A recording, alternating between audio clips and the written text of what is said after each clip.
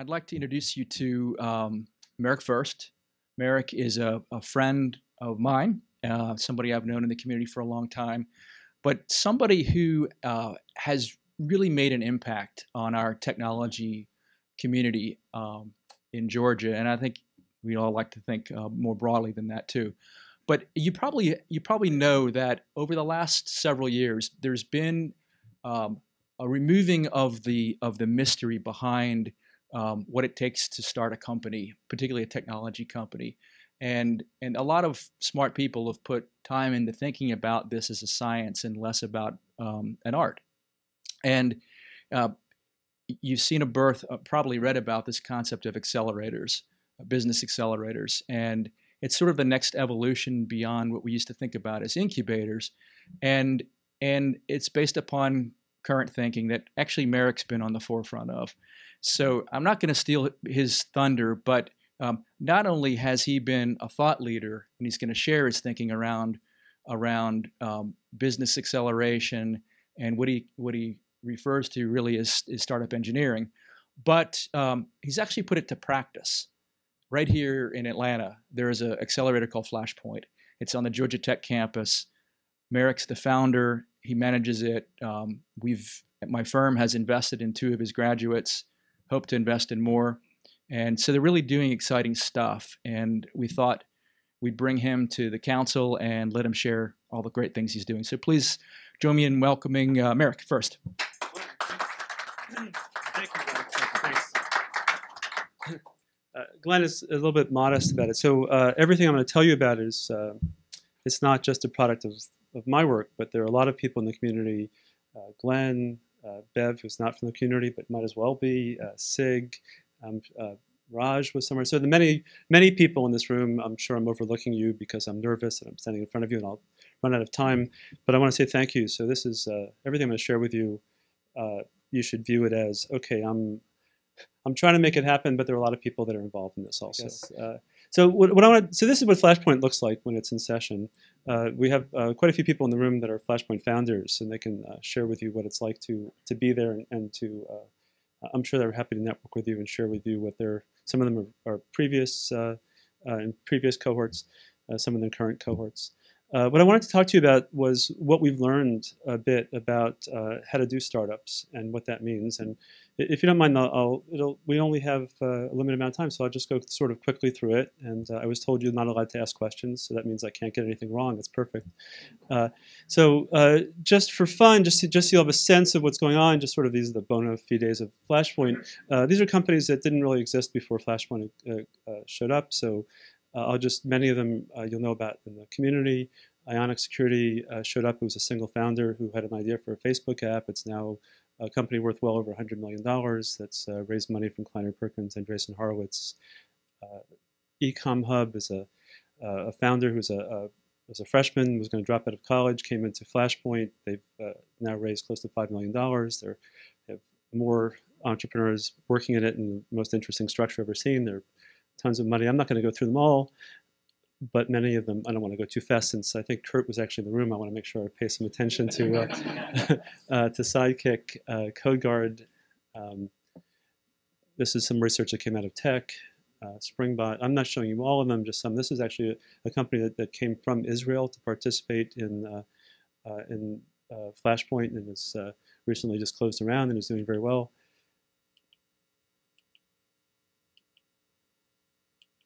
We work with companies that aren't just first-time founders. We work with companies that have, some of them are first-time founders, a lot of them are quite serious repeat founders. Let me just give you a few highlights of the progress so far. So the first Flashpoint fund was a little bit under $1 million. We pulled it together in about 6 weeks, and it's now fully invested. We've worked with 36 teams. So this is 1, 2, 3, up to 4 people in a team. We go through these 3 cohorts. Up till now we've been operating with these teams in groups that run for typically 4 months. We have a very specific thing we do with them for 4 months. Of these 36 teams, 25 of them that by my count have recurring revenue. Some of them have recurring revenue that next year will be close to $10 million. 18 are venture backed. They've raised collectively about $65 million.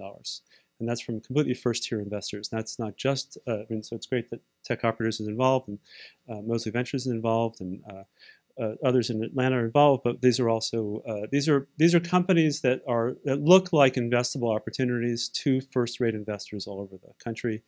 Investors like Kleiner and Andreessen, and Sigma, and Google Ventures, and FF Ventures out of New York. So that's it's not necessarily a predictor of their success, but it's a sense of how over just a short period of time with the right kind of work, it makes it possible for people that basically had nothing, not even actually they started with a bad idea. I'd say that's what they started with. And then they come out with something else. Just back in the envelope, it's probably at $200 million in value that's been created through this process. So what I want to tell you is anyone can do it. So, if you're sitting around thinking that it takes some wild, crazy super entrepreneur, I don't think that. I think it helps, but I think that anyone can do it. And I think you can do it whether you're an entrepreneur in a startup, or you can do it if you're in a corporation and have a need for some sort of innovation or new opportunity. And I want to share that with you because there's a secret, actually, and there's a special approach, and we can explain to you what it is. It's not so easy to do, but at least I can explain to you what it is. And we're in the business now of making it possible for people to do it and for us to share that with people. And for some people, we do it for them. So I wanted to stress this. I guess I really wanted to say that anybody can do it. Okay. So let me run through very quickly, if you're interested, sort of what's at the heart of it. The first is, let me just point out how people think innovation goes, because it never goes like that. They think it goes like this. They think you have an idea for a product or a thing that has to exist in the world, and you have in the back of your head a reason that you're going to go after it, because if only you could get a grip on it and bring it into the world, this would be your office. Now, what we know is the way innovation goes is quite a different movie when you actually try to do it. And anyone who's ever tried to do it knows that. That's a lot more like this movie, in which everything gets twisted around in some way. And we think we see why that is now.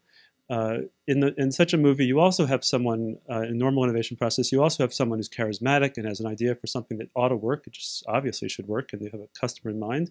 And that person almost always pulls together a team and finds, by force of will, a way to fund that team. And that team has chops, and they've got weapons, and they can pose, and they're diverse. The only thing is, this is not at all how the team looks. This is only how the team thinks it looks.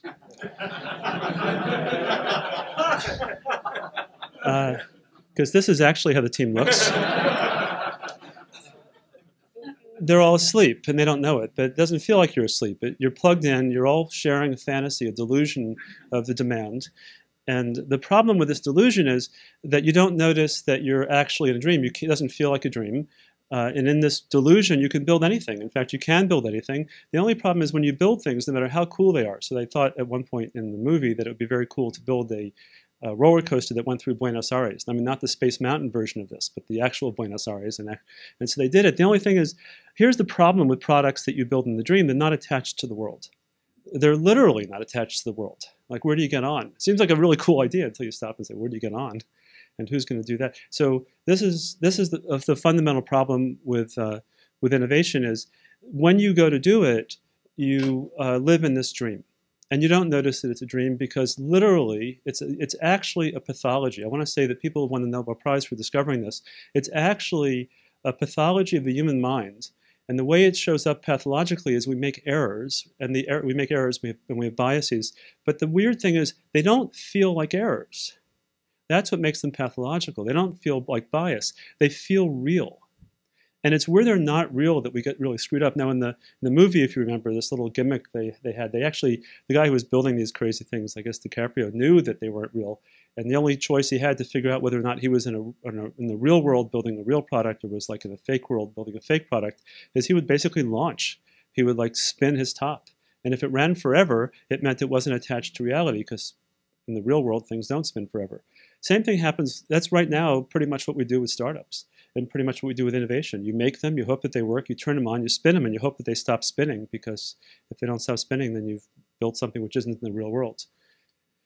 So the problem at Flashpoint, the first problem at Flashpoint is how do you manage to attach innovation to reality? And the difficulty, as I'll say, is it always feels like we're attached.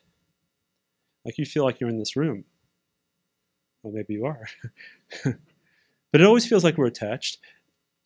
And I want to tell you that we're not attached. And I want to show you some ways that we figured out that we're not attached. By the way, it's a picture of me when I'm dressed up at Flashpoint.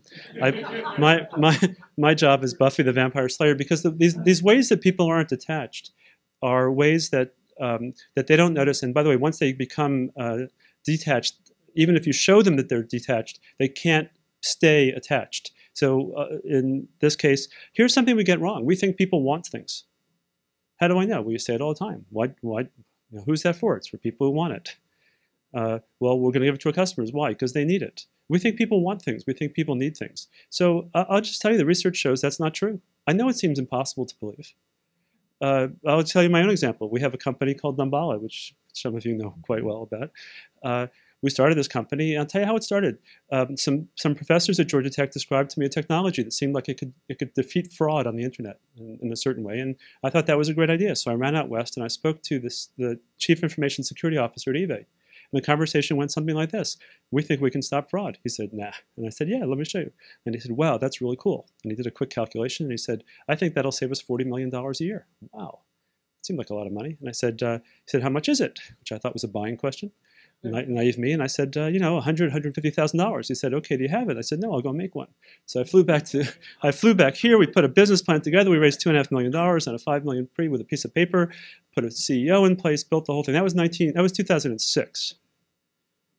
So I went back to him, by the way, and showed it to him. And 2006, we still haven't sold them. They're still not a company for Damballa. Damballa is still in existence. I think we've raised like $59 million to keep it in existence this long. And hi, Shai, nice to see you. And but the question you might ask is, well, okay, why didn't they buy? It was going to save him $40 million. By the way, I went back with it, showed it to him. He said, sure enough, it would, but he didn't buy. So the question you might ask, the question I would have asked before I went down this like rabbit hole we're in now, I would have asked myself, well, why didn't they buy? And now I'm convinced that was totally the wrong question. The right question is, whatever made me think they would buy? You see, I thought they would buy because it's rationally self-interested. It makes rational sense for them to buy. The only thing is people don't actually make their decisions that way. Let me say that again. People just don't make their decisions that way. We actually know something about that now. There's a whole field called behavioral economics, behavioral decision theory, in which it's been studied and understood how people make decisions, and they're not rational. That's not to say that after the fact it doesn't feel like they were rational. And it doesn't feel like after the fact that, that there was some return on investment. It just means that you can't predict what someone's going to do just because it makes rational sense. But we don't know that, and we get all screwed up about it. And if you don't control for it, you end up building things because they make sense to build, but that's not how actually people buy or make decisions. You want another one? You want to see another one? Because it's very confusing once you start to think about this. Here's a second one. Okay, if you can't rely on people to be rationally self-interested, then surely a gold standard ought to be we make them a product and show it to them, and if they want it, they'll buy it. And that's how we can tell. Well, I'm here to tell you a very weird thing. Actually, you can learn nothing about what you need to learn about, which is actual demand, by showing people a product. You say, how could that possibly be? You know, you've heard about minimum viable products. You've heard about how could it be that you can't show someone a product and actually know anything? And the reason is products, people's reactions to products don't tell you what you need to know. And if you don't mind, I'll show you an example. So imagine, if you will, a young woman comes home from work one day. It's really been a hard week, and she walks up the front towards her house, and the door rushes open, and out from the front of the house runs this cutest little girl you ever saw. I mean, she's like really cute. And she runs up to her mother and she says, "Mommy, Mommy, I made you a mud pie, Mommy, Mommy, I made you a mud pie." And the mother looks down at her daughter and says, "Oh, that's the most beautiful mud pie I ever saw. That's exactly what I didn't even know I wanted that. That's exactly what I wanted. Oh, thank you so much. I see how much effort you put into it." Now, you see, the problem is that everybody in that scenario is authentic. They're saying exactly how they feel. The daughter really did work all day. The mother really didn't know she wanted it. When she saw it, it was exactly what she wanted. But, you know, it would be a mistake, I think, for the daughter to think that there are any other mothers in the neighborhood that want mud pies. And I think it would probably be a mistake for the daughter to even think that this mother wants a mud pie tomorrow. You see, when you show somebody a product, it's a mud pie. However you're thinking about it, and however they're thinking about it, whatever you're learning from that interaction, it feels like you're learning something. But I'm here to tell you the evidence is that you're not. Now, I told you the problem with this pathology is you don't notice it's a pathology. Let me tell you the third one. Third one is people walk around thinking that they have a hypothesis. They think they can, like, I have a hypothesis about what people want, or I have a hypothesis what they need. And then they go around trying to figure it out. They go have like 8 conversations with customers. The customer says, "I want it." You know, I went to eBay. He definitely said he wanted it. I went to a lot of other people. They said they wanted it. Then I try to reason from examples. I say, well, you know what? 3 other things just like this are selling in the market, therefore this thing should sell in the market. Now, here's the thing. Even in Atlanta, we're post-Enlightenment. I mean, there was a time when you thought you could figure out things about the world by just sort of making it up and talking to people and seeing what they thought. Like, do you think heavy things fall faster than light things? Sure, it makes sense. 2-pound weight, 1-pound weight pulls twice as hard. Bricks, paper, brick hits first. If you need to know something, you can't figure it out by doing a few examples. You can't do it by anecdotes. You can't go and have a couple of conversations with people and know anything. Although I will tell you, it is known that it's a persistent illusion, and it's understood, and there's literature about it, and you can't get yourself out of the illusion, but it's a fact. That you have a pathology that makes you think you've figured something out when you haven't. Now, here's the thing about what I've just said. I've told you 3 things. I've told you can't show people products. I've showed you can't reason from need and want because there is no such thing. And I've told you can't figure things out by having a few conversations with customers, even hundreds of them, it doesn't matter. So at this point, I think it's reasonable. But I showed this presentation once to someone from Turner, and they were getting more and more upset because every slide had a picture in it that was like a property they owned until this one. So if you want to understand why there's a lot of startup failure, why there's a lot of innovation failure, I think you can unpack what I just said, and you can see the answers in there, because the tools we typically use all don't work, and they in some sense actually can't work. Now, that's not to say that if you throw darts at the board to try to pick stocks that you don't make money. That's not to say that if you don't do startups and you push and you push and you push, you don't sometimes make money. You do. I'm just saying, if you want to do it reliably, I'm pointing out to you what gets in the way, and that anybody can know this, and anybody can work around it, and that's what we're working on. Okay, so here's what you actually want if you do a startup. What you actually want is sort of life. You want demand. You want a sense that you want to have a feeling that if you put this out in the world, people will draw it to them, that they will simply do what they do, which is they don't even care about it. They just pick it up and use it and buy it. That's what you want. They don't have to be excited about it. You want to be part of the world, just like life is part of the world. Well, we have a name for it. So here's the name. So the force that animates, the thing that actually draws your product or your idea or whatever your business is into the world, we call it authentic demand. Now here's what it feels like when you have it. It feels like you pick up the phone, you say 8 words in the right order to someone who's in the Fortune 5 company in Chicago, and that week they get on an airplane and fly to Atlanta to demand pricing for a product that doesn't exist. That's what we've had at Flashpoint. That's the experience that people get at Flashpoint. And it's different than saying, I think I'm going to make it, and I'm going to convince some people to use it as a beta for free for a while, and then eventually they'll get hooked on it. It's a whole different feeling. That's not how it feels.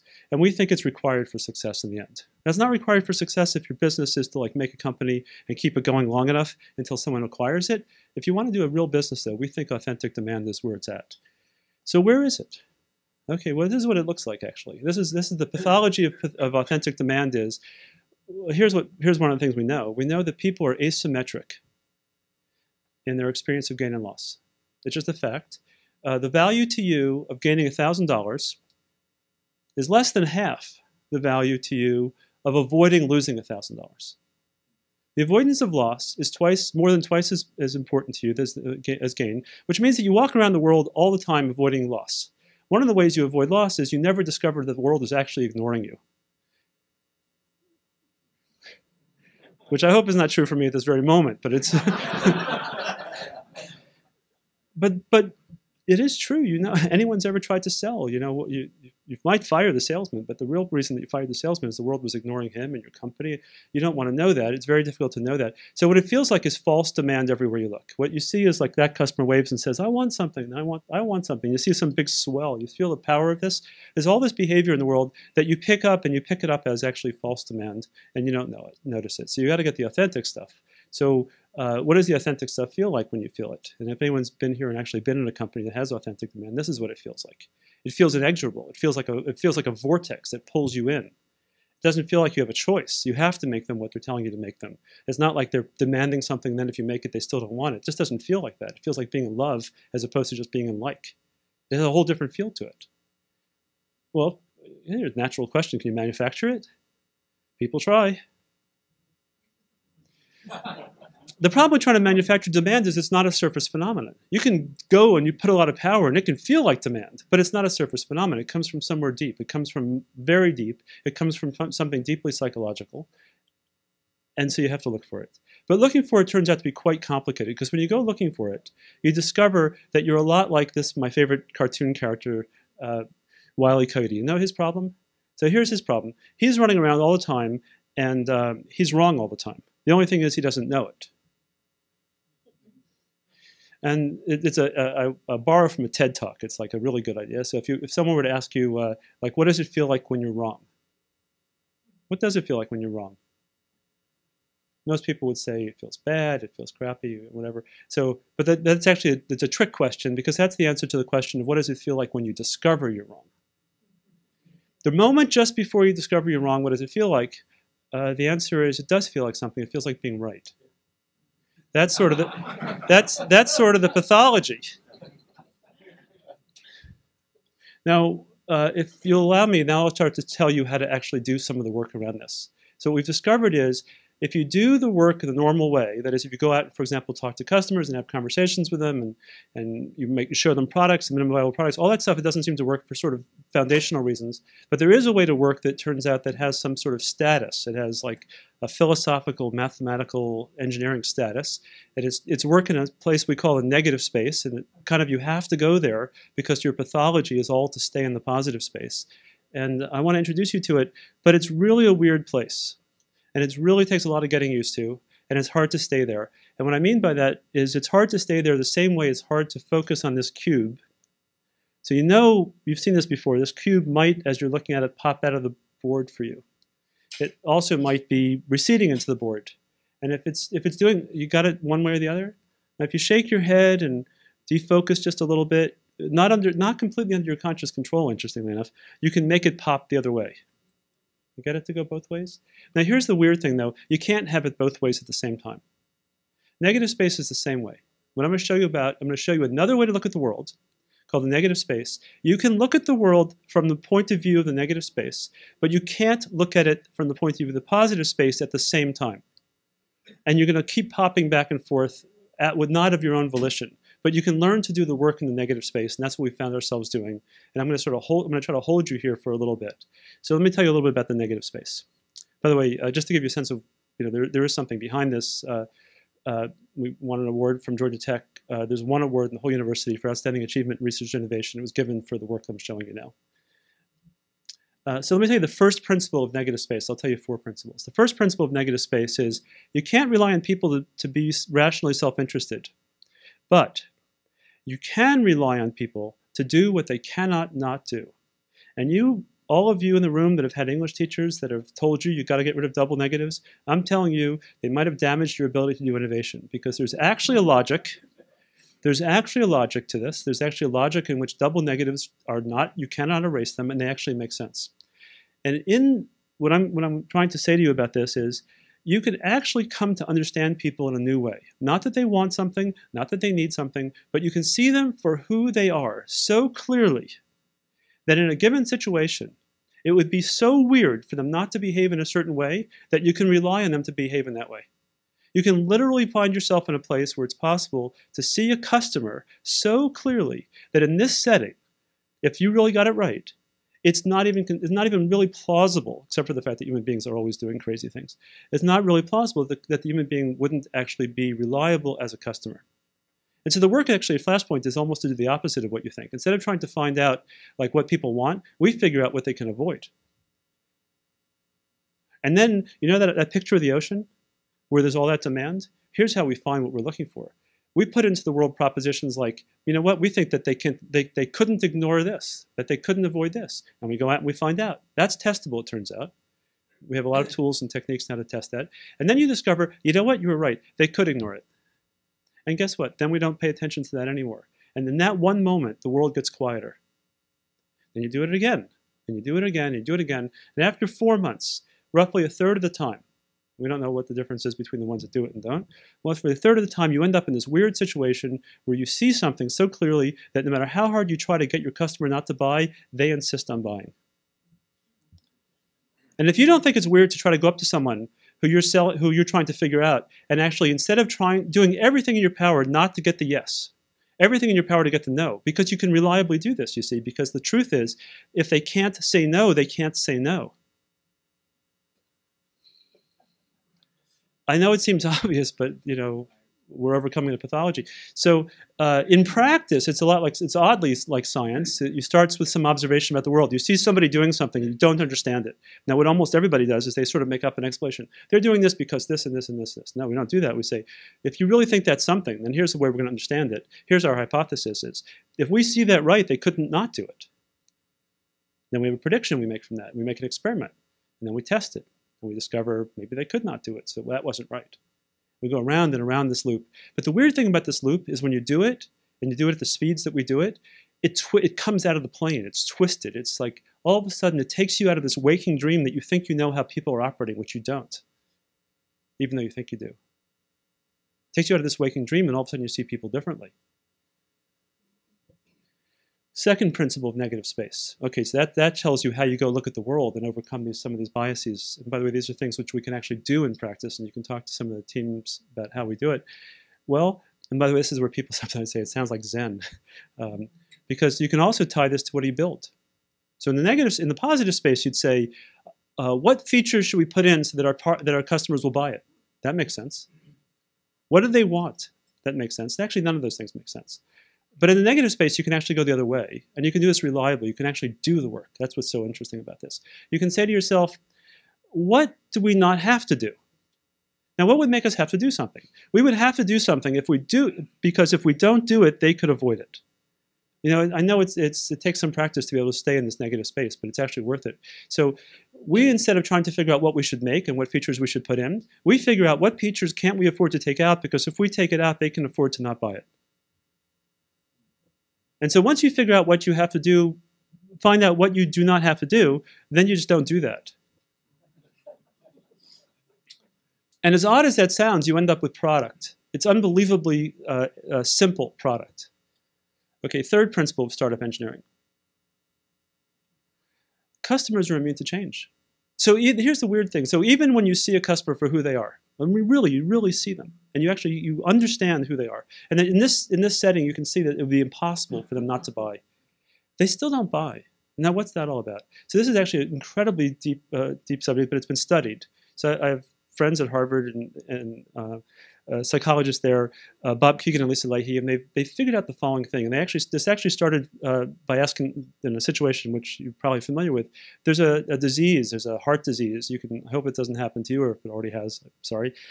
you go to your cardiologist, and they say, we've done the tests, and it appears you've got this disease, and by the way, it's going to kill you. That's the bad news. The good news is we happen to have a pill.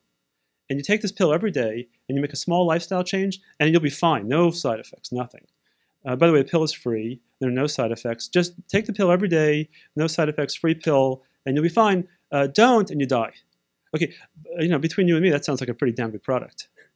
You know, how are you going to motivate your customers better than, you know, dead, not dead? Okay, there's no more passion you're going to get there. It's free. It's no side effects. Okay, so the evidence is 1 person in 7 is taking the pill after a year. And the reason is, what they figured out, the reason is that human beings have an immune system, a behavioral immune system, that actually causes them to not be able to change. Anyone who's ever tried to lose weight, you just ask them, could you lose weight? Sure, I can just stop eating that piece of cake, or I can go to the gym more often. It's obvious, but then 3 weeks later, you're back to where you were. And it turns out it's almost always the case that the behaviors that can't change are actually in support of some commitment that's hidden that people don't know. And it turns out you can actually map those hidden commitments and those immunities. And when you do that, you can figure out what your product is. Your product is that thing in the world that takes off the table the immunities which cause your customers to not be able to change the behaviors which otherwise get them to improvement goals. And that turns out to sort of be the answer to what you have to be. And I'll say more about that. So anyway, from this, it turns out you can almost literally calculate product. It's like you don't have to guess anymore. You can actually figure out what the purpose of each piece of your product is. It's to release a behavioral immunity. Okay, the fourth principle of startup engineering, and this is the last of the 4, it's disturbing. The teams, the startups, the innovators themselves, they're people. That means they're also immune to change. For any of you who have ever invested in a team that failed, or you look at them and say, but you see it, you're going to go do it, go make it, and they still don't, this is why.